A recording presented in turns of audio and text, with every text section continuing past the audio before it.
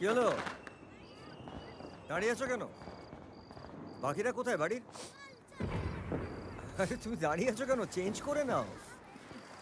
আরে কি হলো? ওটা কি কি হলো? বাচ্চাটাকে রাখতে পারলাম না, মিসক্যারেজ হয়ে গেছে।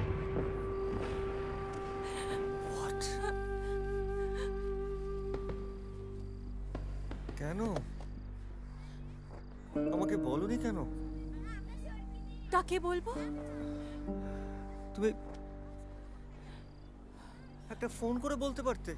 তুমি ছিলে আমার পাশে। এই 4 দিন বাদে তো ফিরলে।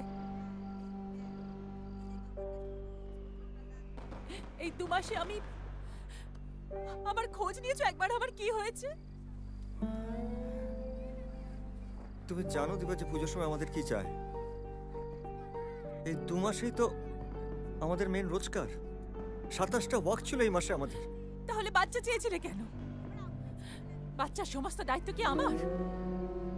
বাবা হিসেবে তোমার কোনো দায়িত্ব নেই? তুমি দায়িত্ব নেবে না?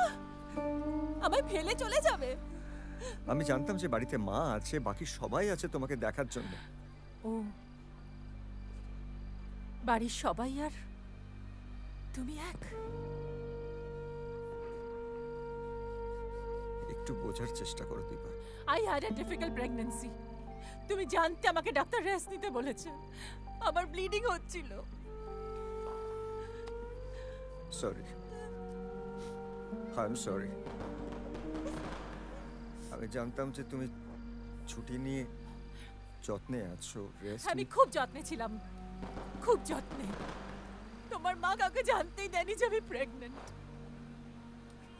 তাদের নাকি বাচ্চার হাই লেগে যাবে, নজর লেগে যাবে। গোপনে গোপনে একটা বাচ্চা হবে, হ্যাঁ? কথায় কথায় তো শক্তি শুনিলা দস্তয়েভস্কি কপ চাও, ভেতরে তো কুসংস্কারের বাসা বেঁধে রেখেছো।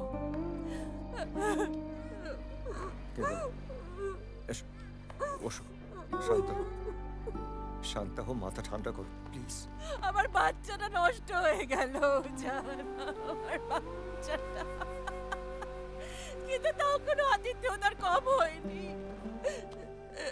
তুমি যেদিন বাবুঘাটে বিসর্জনে সব টুরিস্টদের বিসর্জন দেখাচ্ছিলে, সেদিন আমি যন্ত্রণায় কাতরাচ্ছিলাম।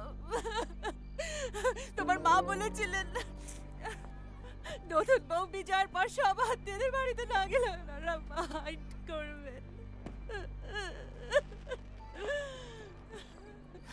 আমি সেই শরীরে পুজোর সময় সব আত্মীয়ের বাড়িতে গেছি।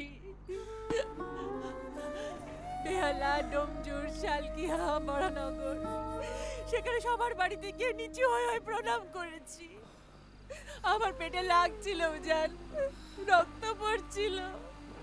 আমি তো তোমাকে পাইনি জান, আমি তো তোমাকে পাই না জান, আমি তোমাকে পাই না, আমি তোমাকে পাই না।